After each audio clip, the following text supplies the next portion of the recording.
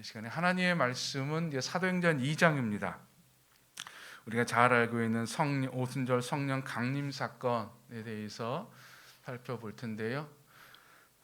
너무나 잘 알고 있는, 그리고 우리가 몇 번이고 들었던 하나님의 말씀인데, 이 시간에도 다시 한번 그 말씀을 살펴보기를 원합니다. 사도행전 2장 1절부터 4절까지 있는 말씀 우리 함께 한 목소리로 봉독합니다. 오순절 날이 이미 이르매 그들이 다 같이 한 곳에 모였더니 호련히 하늘로부터 급하고 강한 바람 같은 소리가 있어 그들이 앉은 온 집에 가득하며 마치 불의 혀처럼 갈라지는 것들이 그들에게 보여 각 사람 위에 하나씩 임하여 있더니 그들이 다 성령의 충만함을 받고 성령이 말하게 하심을 따라 다른 언어들로 말하기를 시작하니라. 아멘. 드디어 예수님께서 약속하셨던, 기다리라 명하셨던 성령님께서 이제 제자들에게 강림하는 날입니다. 그 날에 대해서 오순절 날이 이미 이르매라고 누가는 기록하고 있어요. 이미 이르렀다, 이미 이르다라고 하는 이 의미는 꽉 채웠다, 가득 채웠다라고 하는 거예요.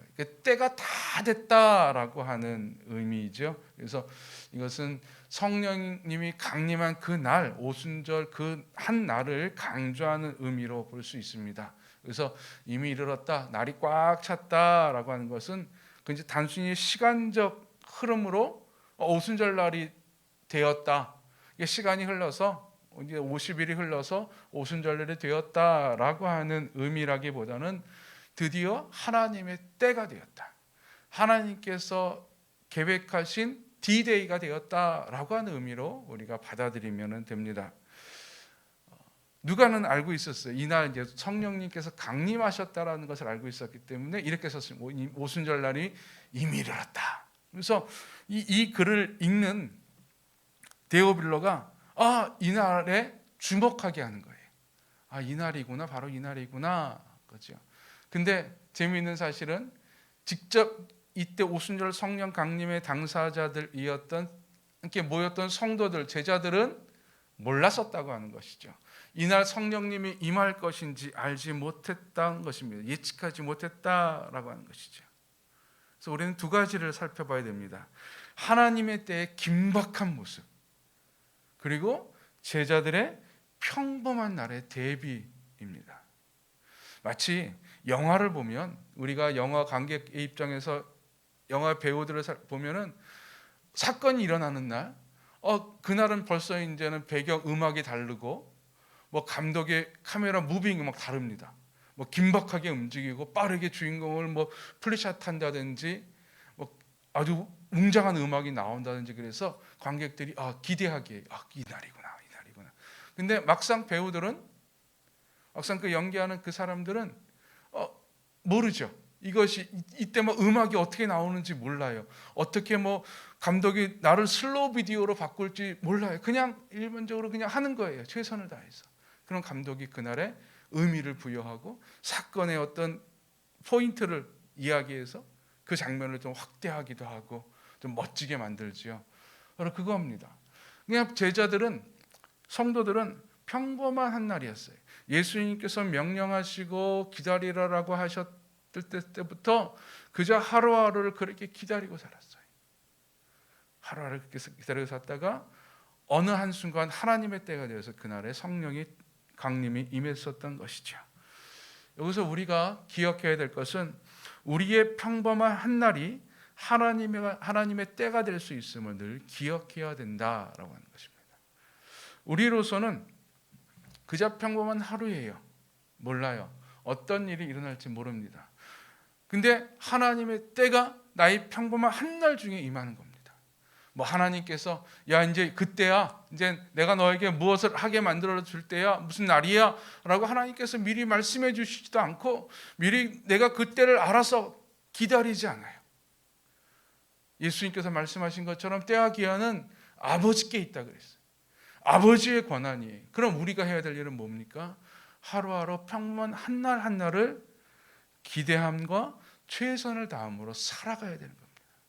만약에 이날에 제자들 중에 몇 명이 오늘은 성령님께서 강림하지 않을 거야, 예수님께서 약속하신 날이 아닐 거야 라고 생각하면서 딴 일을 했었다라면, 다른 곳에 갔었더라면, 아니 제자들이 오늘은 한 나흘 정도, 한 9일 정도 모였었는데 하루 정도 쉽시다. 오늘 뭘 필요 있겠습니까? 오순절 날이고, 그런데 이스라엘 절기 때니, 설날 때입니다. 설날 때니 각자 좀 일 좀 하고 다 내일 모입시다 라고 이야기했었더라면 과연 이날 어떻게 됐었을까요? 제자들은 하루하루 최선을 다했어요. 언제인지 모르지만 나의 평범한 한 날이 하나님의 때가 될 수 있음을 알고 있었기에, 하나님의 약속하신 그날이 될 수 있음을 알 수 있었기에 하루하루 최선을 다해 긴장하며 기대하며 살아갔던 것이죠. 우리의 삶이 이래야 될 줄로 믿습니다. 언제 우리의 삶 가운데 하나님의 때가 임할지 몰라요. 마치 좀 나쁜 소리를 하면 언제 하나님께서 나를 하늘나라로 불러갈 수 있을지 몰라요. 그렇죠? 어느 한순간이에요. 그날을 알고 내가 그날이니까는 그 전날에 뭘 준비하고 다 그럽니까? 아니죠. 모르기에 우리는 하루하루를 최선을 다해 살아가는 겁니다. 하루하루를 기대하며 살아가는 것이죠. 내일 하나님께서 나를 부르셔도 내 삶에 부끄러움이 없도록 살아갈 수 있는 것, 이게 이미 이름에라고 하는 의미입니다. 제자들은 그렇게 살듯이 우리도 평범한 한 날을 귀하고 복되게 여겨야 할 것입니다. 그리고 이 성령 강림이 임한 날을 오순절날이라고 이야기해요. 사도행전을 읽는 데오빌로는 헬라 문화권에 있는 사람입니다. 이방인이에요. 오순절에 대해서 잘 알지 모릅니다. 그러나 이미 누가를 통해서 유대계의 어떤 전승들, 어떤 관습들을 조금씩은 들었을 거예요. 그래서 오순절 그러면 얼핏 하여튼 좀 스크림하게 좀 생각나는 것이 있었을 것입니다. 이 오순절과 성령 강림의 사건을 비교하면서 대비시켜 준 거예요. 데오빌로에게. 이스라엘 사람들이 오순절날이 이런 의미 있듯이 이 성령님께서 오신 그날은 바로 오순절과 같은 날입니다 라고 하는 것을 드러내주기 위해서 오순절날이 이미 이름에 라고 하면서 오순절을 강조하면서 이렇게 기억하게 하는 거죠. 상기시키는 겁니다. 이 오순절이라고 하는 것은 이스라엘의 3대 절기 중에 하나입니다. 6월절이 지나고 난 이후에 50일째 되는 날, 6월절에 있으면 6월절 사이에 꼭 안식일이 있습니다. 그 안식일부터 세서 50일 되는 날입니다. 이 50일째 되는 날을 오순절로 지키는데 구약 성경에는 77절, 맥추절, 초실절 등으로 불려지지요. 이 오순절에는 두 가지의 큰 의미가 있습니다. 첫 번째는 농사력으로 따지면은 밀추수가 시작되는 때입니다. 밀은 이스라엘의 주식이죠. 6월절이 보리추수, 6월절과 무교절이 보리추수라면 이제는 본격적인 추수가 시작되는 날이 바로 오순절 때입니다. 밀추수가 시작이 되는. 우리로 따지면 이제는 벼베기가 시작된다라고 생각하시면 됩니다. 벼베는 날이 시작되는 것이 이 오순절 날입니다. 그래서 밀추수를 한 것을 가지고 하나님께 제사드리고, 또 그때 이제 과일이 처음 익기 시작하는데, 열매가 맺기 시작하는데 그 처음 익은 열매들을 하나님께 올려드립니다. 그 장막절 같은 경우에 농사력으로 따지면은 추수가 다 끝나고 난 다음에, 그 수장절이라 그러죠. 다 이제는 창고에 다 넣고 하나님께 감사를 드리고 그 다음에 농사를 하나님께 의탁하는 겁니다. 그래서 이제 수장절이 끝나고 난 다음에 이제 우기가 시작된다고 해요. 그래서 땅들이 이제 막 젖기 시작하고 농사를 다시 또 준비를 한다고 합니다. 또한 이 밀추수 때가 오순절의 첫 번째 의미라면, 두 번째 의미는 종교적으로는 이스라엘 백성이 6월절 때 출애굽한 후에 시내산에 도착해서 하나님의 율법을 받을 때가 오순절 날이라고 합니다. 성경에는 그렇게 정확하게 나와 있진 않아요. 그러나 이스라엘 랍비들이 구약 성경들을 연구하고 준비하면서 이 날이 하나님이 이스라엘에게 시내산에서 율법을 수여한 날이구나라고 이제는 유추를 한 거죠. 그래서 종교적으로는 오순절날 율법 수여하는 날이라고 의미가 되새겨져 있습니다. 이 두 가지 의미는요, 공통된 것이 있는데 바로 삶의 영위입니다. 생활을 영위케 하는 것. 이스라엘의 주식이지요. 살아갈 수 있는 원동력이 되게 하는 겁니다. 율법, 이스라엘 백성이 하나님의 백성으로 살게 하는 지침입니다.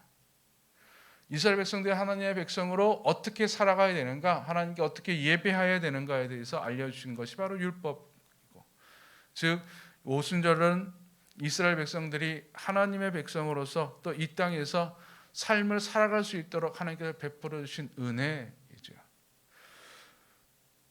오순절날 성령 강림의 사건의 의미는 이와 같습니다. 바로 단순한 한 날이 아니라 오순절을 통해서 알려주신 의미는 그리스도인들의 삶을 영위케 하는 날, 그리스도인들이 그리스도인답게 살아갈 수 있도록 하나님께서 은혜를 베풀어 주신 날이라고 생각하시면 됩니다.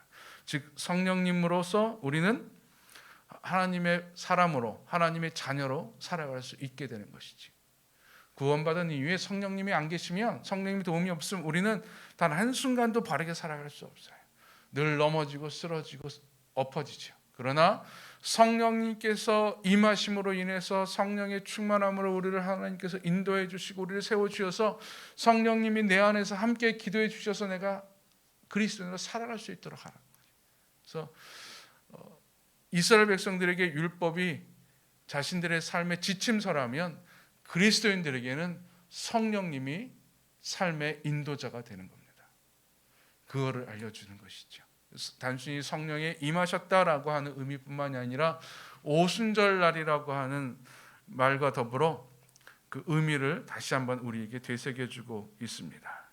성령님은 우리의 삶에 우리가 하나님의 사람으로서 살아갈 수 있는 방법과 거룩해질 수 있는 길을 인도해 주시는 분이시죠. 이게 성령님 오순절날의 의미입니다. 그리고 오순절날 성령 강림 사건에 있었던 자들은 누구이며 또 어디에서 성령 강림 사건이 있었을까? 1절에 보면 그들이 다 같이 한 곳에 모였더니 라고 되어 있고요. 2절에 보면 그들이 앉은 온 집에 가득하며 라고 되어 있습니다. 집, 한 곳하고 집이라고 되어 있는데요. 이 집은 헬라어로 보면은 앞에 관사가 붙어 있습니다. 그냥 아무 집이 아니라 그 집이라고 하는 의미입니다. 그래서 전통적으로 우리는 이것을 마가의 다락방, 그러니까 제자들이 다 알고 있는 그 집, 그럼 그 집이라고 알고 있는 그 집, 그래서 마가의 다락방이 아닐까라고 추측을 합니다. 또한 나의 주석학자들의 해석은 이 그 집이라는 것은 제자들만 알고 있는 집뿐만이 아니라 그냥 모든 사람들이 그 집, 그러면 그 집이라고 알고 있는 집. 그래서 성경 주석학자들은 성전이 아닐까라고 이야기합니다. 왜냐하면 당시 이스라엘 성전은 앞에 지성소가 있는 큰 성소가 있고 그 성전 주변으로 자그마한 집들, 방들이 쭉 있었습니다. 누각처럼 되어 있는 것이죠. 딱 붙어 있어서 거기서 사람들이 모여서 예배도 드리고 찬송도 하고 그랬었다고 합니다. 또 사도행전 2장의 후반에 보면은 이 그리스도인들이 매일 성전에 모여서 하나님을 찬양하고 기도했다라고 하는 기사가 있기에 많은 주석학자들이 그 성령 강림이 일어났던 그곳이 바로 성전 한쪽에 있었던 어떤 방이 아닐까라고 추측을 합니다. 왜냐하면 여기서 이들이 방언을 해서 그 주변에 있었던 수많은 사람들이 그 방언을 듣고 저들이 왜 그러냐라고 하고 베드로가 거기서 설교도 하거든요. 그래서 마가의 다락방은 좀 힘들지 않을까? 어떻게 좀 위치가 좀 다르지 않을까? 사람들이 모였는데 어렵지 않을까라고 해서 여러 정황상 성전의 한 부속 건물이 아닐까라고 지도학자들이 이야기합니다. 근데 그냥 여기서는 그 집이라고만 나와요. 그리고 또 하나 그들이 다 같이 모였다라고 되어 있습니다. 그래서 누구일까? 학자들은 말해요. 사도행전 1장에 나와 있는 제자들과 예수의 가족과 여러 형제들 함께 있었던 자들 한 120명 정도 되는 그들이 아닐까라고 생각을 합니다. 근데 재미있는 거는 여러분 이 120명 정도 되는 사람들은 이 초대교회 개척 멤버들입니다.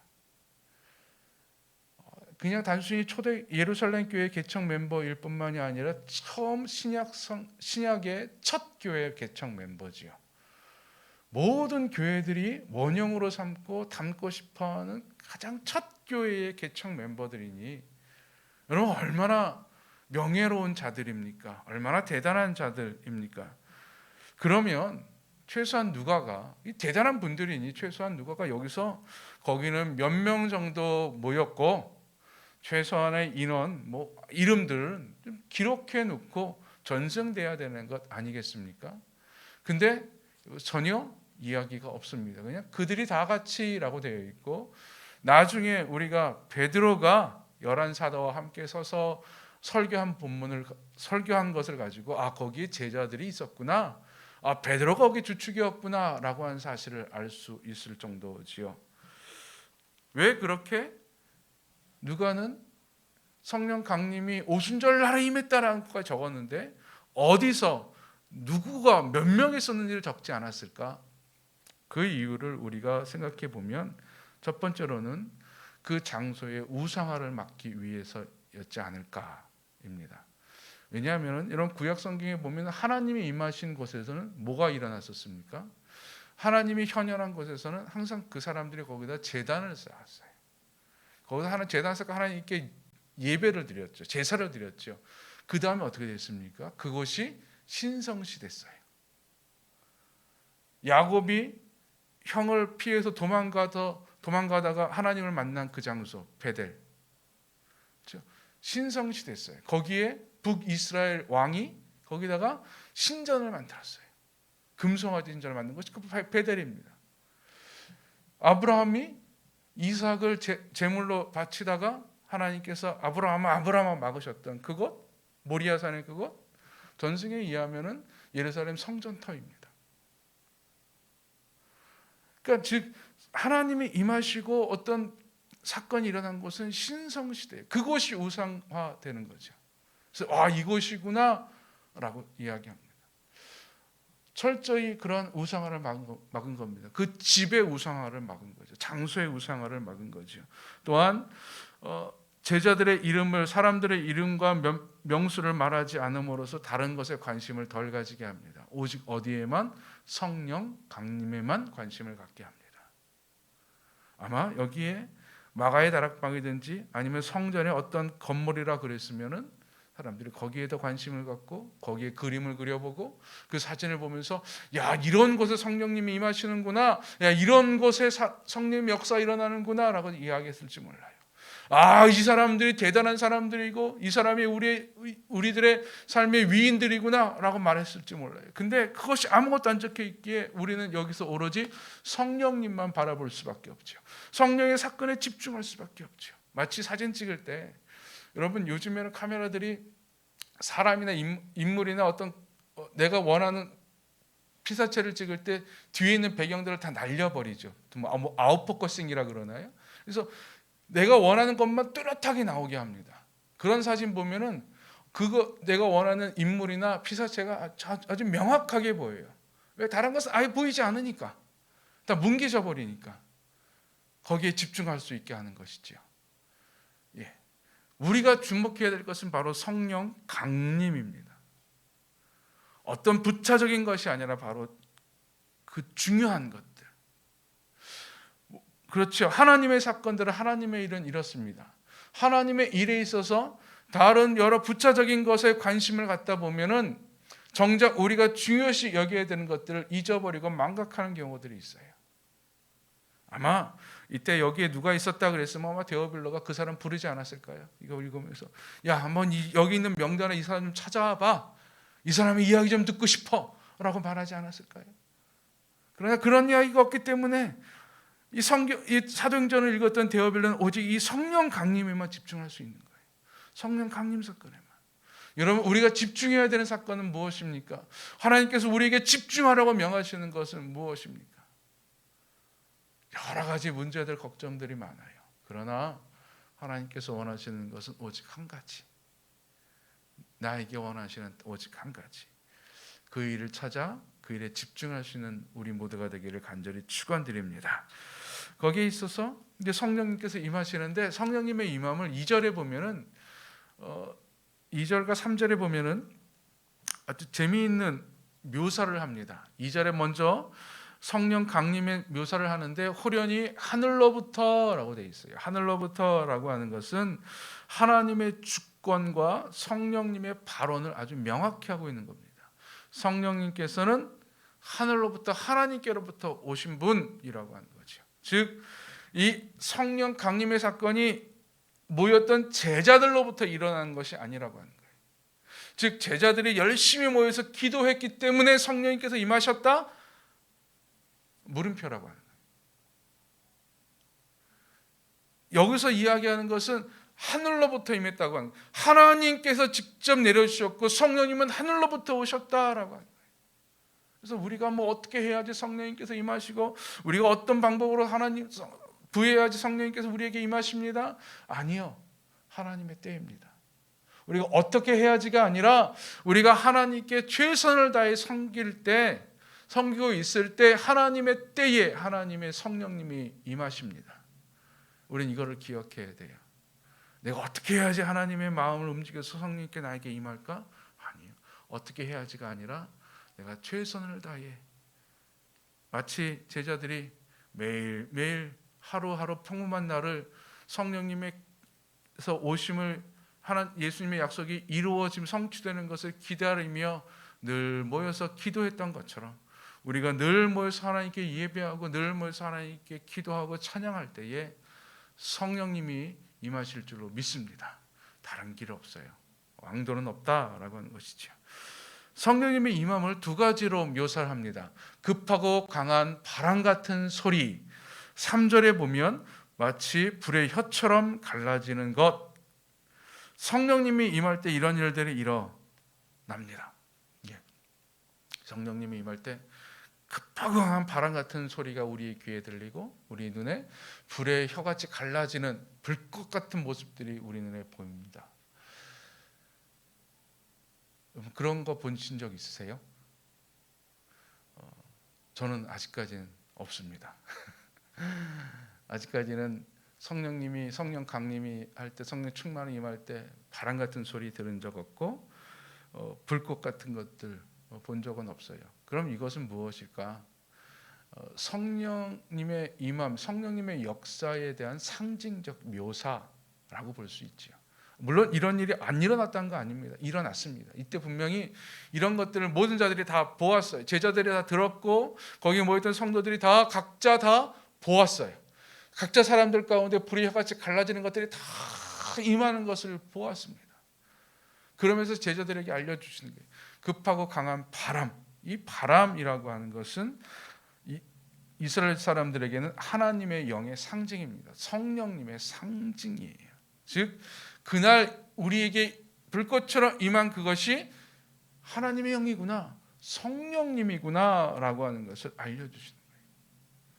그래서 이 바람이라고 하는 것은 또한 에스겔의 마른 뼈 환상에서 나타난 생기가 불어와처럼 생기가 불어와서 생명을 불어넣는 바람으로 해석할 수도 있습니다. 그래서 성령님의 바람은 그저 신선한 바람이 아니라 강력한 힘으로 우리에게 생명을 불어넣는 것, 새로운 생명을 불어넣는 역사, 능력이라고 표현할 수 있죠. 그래서 존 스토트 같은 분은 이 바람, 강한 바람 소리를 이 급하다라고 하는 헬라어 의미 속에는 이 소리가 강한이라고 하는 의미 속에는 으르렁거리다라고 하는 의미가 있다고 합니다. 그래서 존 스토트 같은 분은 이렇게 표현을 했어요. 으르렁거리는 소리로 복음 전파의 능력을 상징한다라고요. 그렇죠? 맹수가 으르렁거리면서 덤벼들듯이 공격하듯이 복음 전파의 능력은 맹수가 공격하는 것 같이 이렇게 무서움으로 강한 힘으로 우리에게 임한다라고 하는 것을 상징한다라고 이야기하기도 합니다. 또한 이 3절에 불의 혀처럼 갈라지는 것이라고 되어 있는데 불길, 그렇죠? 하나님의 임재를 상징하지요. 즉 하나님께서 임하셨다라고 하는 표현이고, 여기서 불이라고 하는 것은 우리의 더러움과 죄를 태워 정결케 하는 것. 그래서 성령님께서 우리에게 임하실 때 가장 먼저 임할 때 어떤 일이 일어납니까? 우리의 죄가 드러나죠. 그래서 죄를 막 고백하게 돼요. 성령님께서 불로 임하셔서 우리 마음속에 있는 죄를 다 태워주시는 거예요. 정결케 해주시는 거예요. 마치 이사야가 성전에서 기도할 때에 하나님의 소명의 소리를 듣고 그가 불안해서 내가 화로다, 내가 죄인 중에 태어난 내가 죄인이다, 내가 죽게 생겼구나라고 할 때 천사가 제단 숯불을 그의 입술에 대해서 너희 죄가 다 사해졌다라고 이야기했던 것처럼 불길은 우리의 죄를 사해주는, 정결케 하는 의미도 이 안에 있다라고 합니다. 또한 혀, 불의 혀처럼, 어떤 상태의 묘사이기도 하지만 어떤 학자들은 이 혀라고 하는 의미에 강조점을 두는데, 혀는 연설과 복음 전파를 상징한다라고 표현을 하기도 합니다. 즉 성령님의 임함은, 성령님의 임재는 우리에게 하나님의 강력한 생명의 바람이 우리에게 임하는 것이고, 우리를 정결케 해서 복음 전파할 수 있는 힘과 능력을 주신다라고 하는 거예요. 이것이 오순절날 성령 강림의 사건의 어떤 성령 임함의 어떤 묘사의 의미다라고 추석학자들은 이야기를 합니다. 그리고 또 이렇게 볼 수 있어요. 급하고 강한 바람 같은 소리와 불의 혀처럼 갈라지는 것들이 막 임하는 것은요, 출애굽 당시에 시내산에서 하나님의 임재가 일어났을 때 사건들. 시내산 위에 빽빽한 구름들이 모여 있었고 천둥 소리와 우레 소리가 나고, 그리고 하늘에서 불꽃이 일었죠. 연기가 솟아올랐었죠.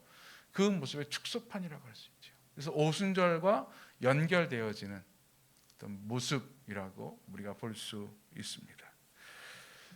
또 하나 볼 수 있는 게 3절에 보면은 이렇게 있어요. 각 사람 위에 하나씩 임하여 있더니.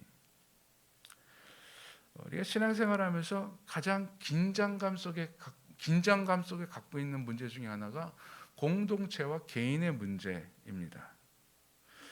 교회는, 신앙생활은 나 개인이 하는 거, 즉 구원은 나 개인의 문제예요. 그런데 신앙생활은 공동체의 문제입니다. 이게 이제 공동체 속에서는, 근데 이 공동체 속에서는 소외되거나 아니면 제외되거나 손해보는 개인들이 늘 존재해요. 교회 생활 여러분 그렇지 않습니까?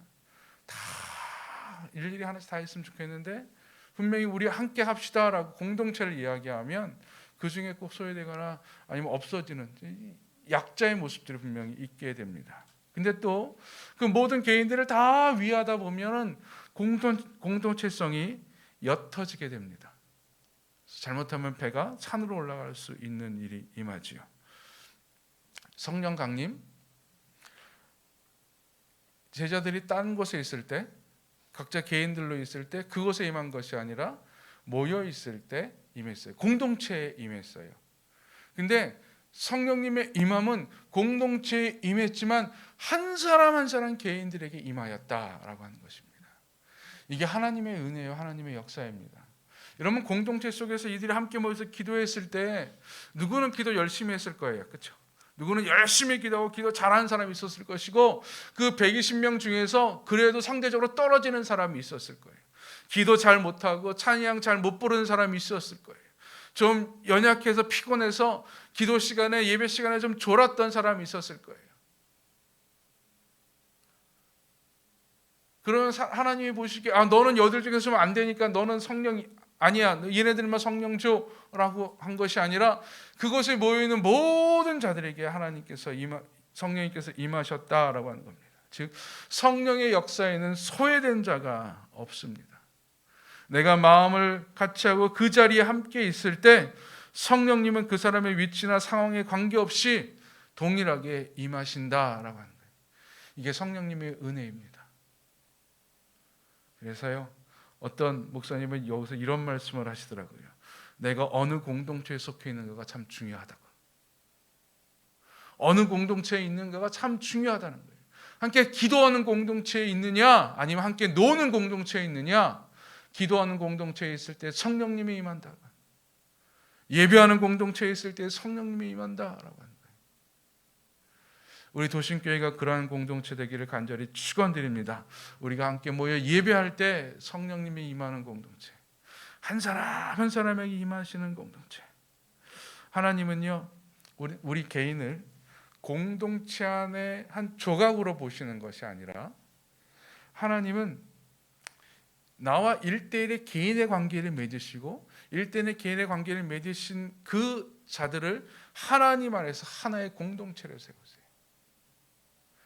하나님께서 이스라엘 민족을 세우시는 방법, 하나님께서 이집트 민족을, 당시에 강력했었던 애굽 사람들을 불러 모아서 내가 너희의 하나님에 대해서 내가 너희를 나의 백성으로 삼을 것이다 라고 말하지 않으셨어요. 그렇게 세우지 않았어요. 또 당시에 강대했던 옛 수메르인들 아니면 바벨론인들, 그들을 하나님의 백성으로 삼지 아니하시고 그들 중에 아브라함을 한 명으로 개인이죠. 개인을 선택해서 개인과 관계를 맺으셨어요. 그 개인과 관계를 맺으시고 그 아들 이삭과 관계를 맺으시고 야곱과 관계를 맺으시고 12아들과 관계를 맺으시면서 차츰 하나님께서 공동체를 만들어 나가신 거예요. 즉 하나님의 공동체는 뭉태기로 있고 나 개인 그 속에 하나의 조각품이 아니라 하나님은 공동체를 만드실 때 나 개인과 관계를 맺으시고 나 개인과의 관계를 통해서 공동체를 만들어 주십니다. 그러니 나와 하나님과 뗄래야 뗄 수 없는 관계가 되는 거예요. 공동체에서 소외될 수 없는 자가 되는 것입니다. 교회 공동체가 이러해야 됩니다. 교회 공동체는요, 각자가 다 하나님과 관계를 맺을 수 있도록 또 관계 맺고 있음을 알려주고 기억해줘야 되는 거예요. 그렇게 세워줘야 되는 거예요. 당신과 하나님은 특별한 관계입니다라는 것을 알려줘야 되고 그 관계가 우리 공동체의 모습입니다라고 하는 것을 알려줘야 돼요. 여러분, 그래서 성령 강림 사건에는 제외나 소외나 미달됨이 없습니다. 이 안에 있었던 자들, 한 공동체의 모임 가운데 함께 참석했었고 그리고 마음을 같이하여 기도하고 있었습니다. 이 두 가지만 있다면 공동체에 임하시는 성령님은 분명히 나 개인에게도 임하실 줄로 믿습니다. 종종 부흥회나 어떤 집회에 가서 예배하는데 기도회 하는데 사람들이 막 은혜를 받아요. 나는 은혜를 못 받아요. 왜 하나님께서는 저들에게만 은혜 주시고 나에게 은혜를 안 주실까? 아니에요. 내가 지금 은혜 받는 그 자리에 있잖아요. 그리고 내가 지금 함께 그들과 마음을 아파해서 하나님을 향해 찬양하고 기도하고 있잖아요. 그럼 내게도 성령님이 임하시는 줄로 믿습니다. 보세요. 그들에게 보여 각 사람 위에 하나씩 임하여 있더니 이 성령님의 역사입니다. 우리에게도 이런 일들이 일어나게 될 줄로 믿습니다. 그러면은 이 성령이 임하신 다음에 어떤 일들이 일어나는가? 보면은 4절에 보면 그들이 다 성령의 충만함을 받고라고 되어 있는데 이 충만하다라고 하는 것은 우리가 잘 알듯이 가득 찬 상태입니다. 가득 찬 상태.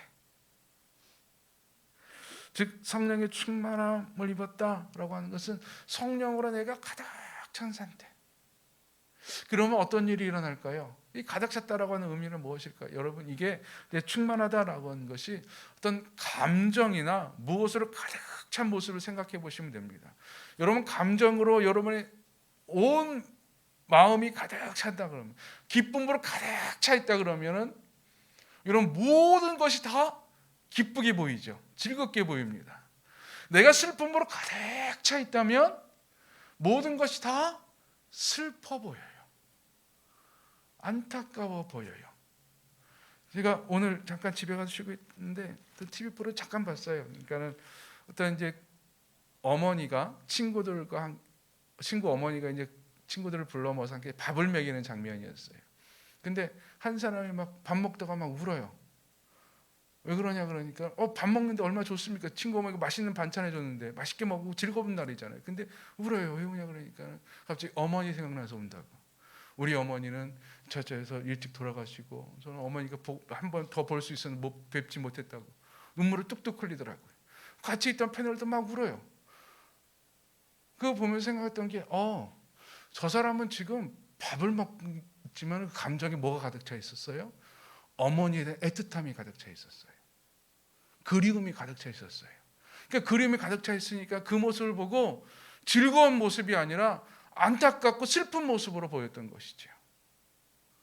제가 자꾸만 이런 말을 하느냐, 여러분, 충만함이란 가득 차 있어서 그 가득 찬 것으로 인해 지배받는 상태라고 하는 거예요. 여러분, 분노로 가득 차 있어요. 그러면 무엇의 지배를 받고 있습니까? 분노의 지배를 받게 되는 거예요. 분노로 가득 차 있으면 아무리 좋은 일이라도 내가 참을 수 있는 일을 참지 못해요. 제어하지 못해요. 거기에 그냥 분노로 내가 반응을 해요. 그럼 성령의 충만함이란 무엇이냐? 성령으로 가득 차 있어서 성령의 지배를 받고 있는 상태입니다. 내가 성령이 가득 차 있어서 성령 충만함으로 내가 방언하고 어떤 은사를 갖고 어떤 역사를 보이고 환상을 보고 그런 것이 아니라 물론 그래요. 왜? 성령이 지배를 받으니 내 입술도 지배를 받아 방언을 하게 되고요. 내 눈도 지배를 받아서 내가 보지 못하는 것을 볼 수 있게 되고요. 내 머리도 성령의 지배를 받아서 내가 알지 못하는 것을 알 수 있게 되는 역사가 일어납니다. 근데 그것뿐만이 아니라고 하는 거예요. 성령의 지배를 받아서 모든 것들을 움직여요. 보세요. 그래서 그들이 다 성령의 충만함을 받고 성령이 말하게 하심을 따라 말하기를 시작하니라. 성령님이 말하라 그러니 말하게 되는 거예요. 각각 다른 방언으로. 한번 생각해 보십시오. 자기네들이 내가 한 번도 말하지 못한 말로 언어로 내 혀가 막 굴러져서 막 이야기를 하는데 보통 사람이라면 내가 미쳤지라고 생각 안 하겠습니까? 그렇죠? 내가 미쳤지. 아니 이런 거예요. 여러분 내가 서울 사람인데 서울말을 하는데 갑자기 나도 모르는 제주도 방언이 막 튀어나와서 제주도 방언처럼 막 하는 거예요. 내가 알지도 못하는 단어예요. 말들이에요. 그럼 어떻게 합니까? 이성이 어떻게 하라 그럽니까? 혀야 멈춰라, 혀야 멈춰라. 내 이성은 혀야 멈춰라 그래요. 근데 성령님은 뭐라 그래요?